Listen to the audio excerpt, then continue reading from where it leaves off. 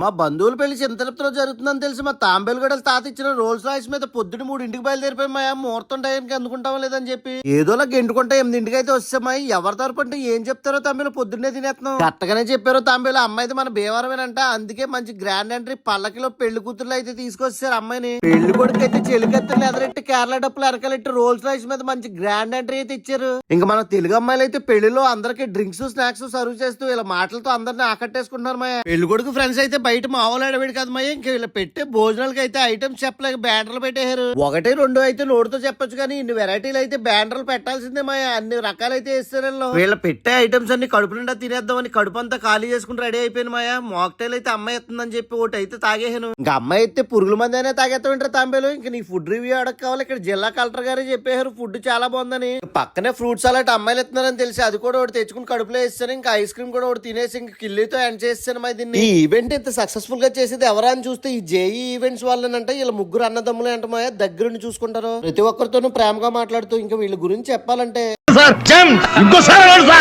మాయ